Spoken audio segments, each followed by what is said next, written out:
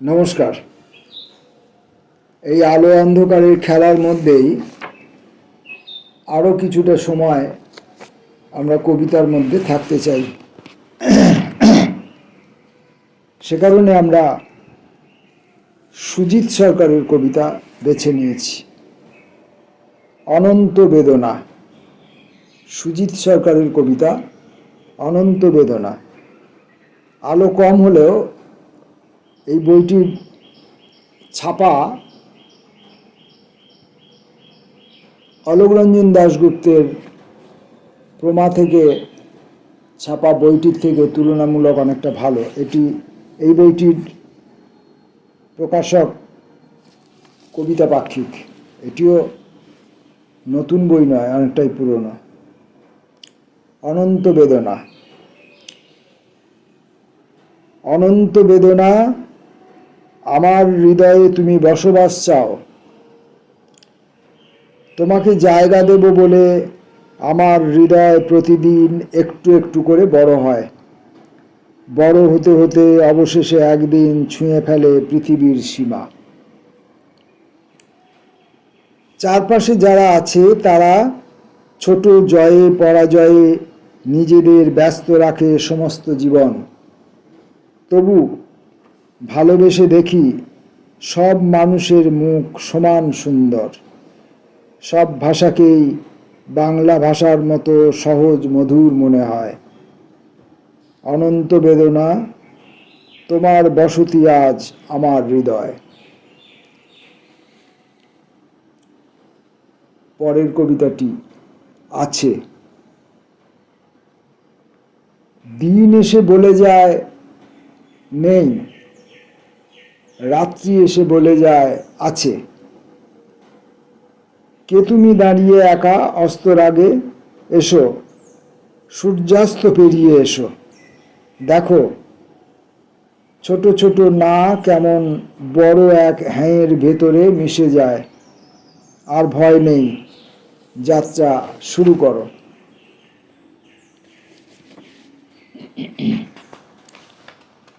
মানুষ জানে না কে কাকে ভীষণভাবে শাস্তি দিতে চায়। একজন মানুষ নিজেকে যেভাবে শাস্তি দেয় সেইভাবে শাস্তি দিতে অন্যেরা পারে না। যে কথা বলার ছিল সে কথা হয়নি বলা, যে কাজ করার ছিল সে কাজ হয়নি করা। প্রতিদিন শুধু জমে ওঠে পাপ। এত যে জমক, এত যে হুল্লোড়, নাচানাচি, ঢলাঢলি, মদ খেয়ে খেয়ে অবশেষে মদের গ্লাসের মতো নিজেকে ভাঙার এত যে বাসনা, সেও এক ধরনের শাস্তি, নিজেকে ভোলার চেষ্টা। প্রত্যেকেই জানে কে কতটা শয়তান, কতটা বীভৎস তার মুখ নিজস্ব আড়ালে। সে শুধু জানে না তার মুখ কতটা সুন্দর। সুজিত সরকারের পরের কবিতা সুন্দর মরে না। ক্রমশ বিশুদ্ধ হই। চারপাশে ছড়ানো রয়েছে ভালোবাসা, ঘৃণা, অপমান, আনন্দ, বেদনা। ধীরে ধীরে অতিক্রম করে যাই, শুদ্ধতর হই। তুমি কোথায় সুন্দর? কোন অসীম দূরত্বে? তোমাকে পাবার জন্য কবে শুদ্ধতম হব? না, দূরে নয়, কাছেই আছো, খুব কাছে। ধুলোর ভিতর থেকে ধুলো তুলে এনে ফেলে দিই ধুলোর ভিতরে। আছে, এখানেই আছে। ধুলোর ভেতর থেকে একদিন গাছ হবে, ফুল হবে, ফুল ঝরে যাবে, মিশে যাবে ধুলোর ভেতরে।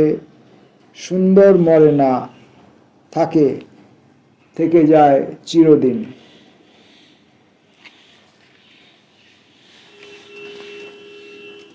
পরের কবিতা এগিয়ে চলেছি। এগিয়ে চলেছি কোথায় জানি না, শুধু জানি এগিয়ে চলেছি। অলংকার খুলতে খুলতে চলেছি, অহংকার ভুলতে ভুলতে চলেছি। আমার আনন্দ সকলের আনন্দের সঙ্গে মিশে আকাশে ছড়িয়ে যায়। আমার বেদনা সকলের বেদনার সঙ্গে মিশে বাতাসে ছড়িয়ে যায়। এগিয়ে চলেছি।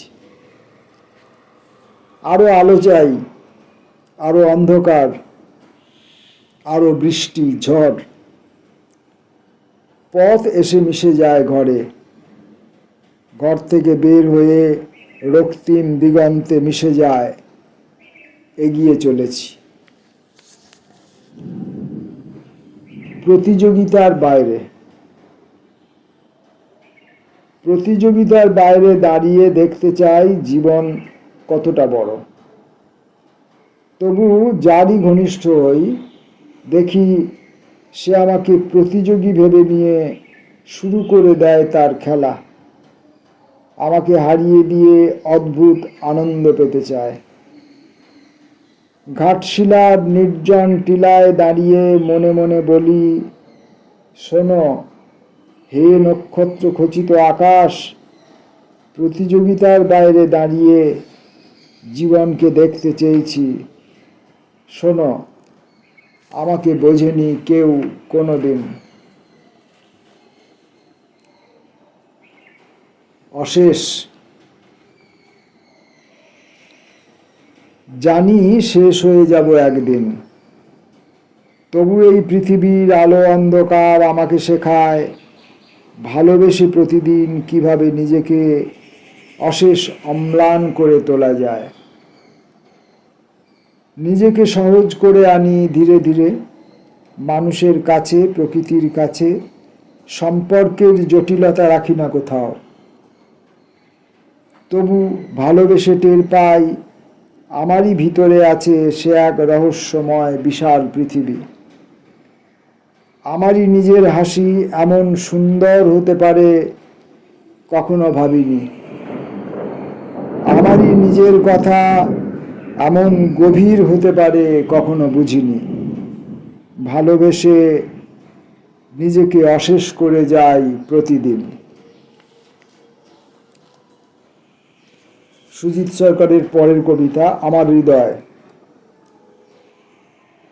হৃদয় আমার উলঙ্গ করে ফেলি, সমস্ত গোপন ফাঁস করে দিই, তবু বারবার অন্ধকার ঢেকে দেয় তার ভীষণ নগ্নতা। জ্যোৎস্নার পোশাকে তারার মুকুটে সাজিয়ে দেয়, রাজা করে তাকে। হৃদয় ভিখিরি হয়ে যাক, এর কাছে ওর কাছে কুড়িয়ে বাড়িয়ে দিন কেটে যাক তার, এই ইচ্ছা। তবু অন্ধকার বারবার রাজা করে তাকে। দিনের আলোয় সে শুধু ছড়ায় সোনা পথে পথে।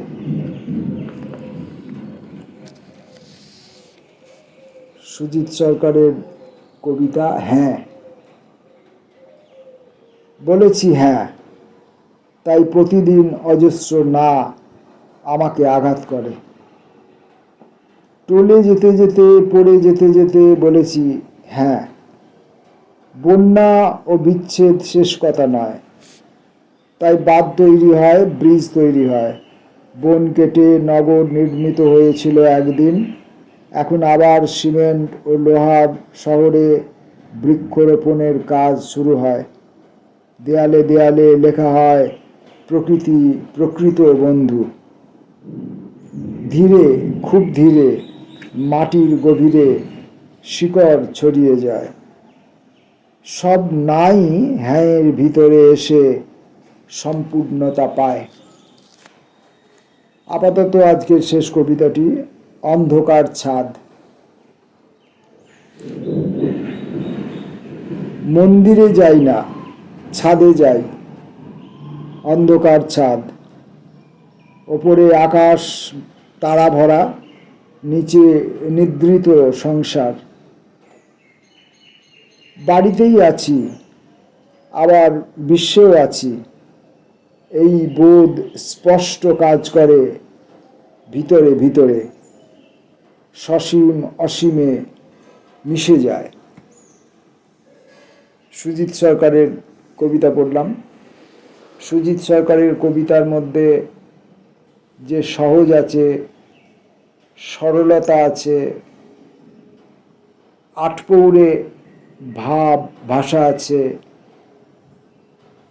সেইগুলো কবিতাকে পড়বার সময় পাঠককে অতিরিক্ত স্বাচ্ছন্দ্য দেয়, আবার একই সঙ্গে একটা গভীরতার সঙ্গে পরিচিত করে, একটা বিস্তৃতির সঙ্গে মুখোমুখি হবার অবকাশ দেয়, একটা সুউচ্চতার দিকে মাথা তুলে তাকিয়ে দেখবার সাহসও যোগায়। পড়লাম সুজিত সরকারের কবিতা। আসবো পরের ভিডিওতে আবার একদিন সুজিত সরকারকে নিয়ে। নমস্কার।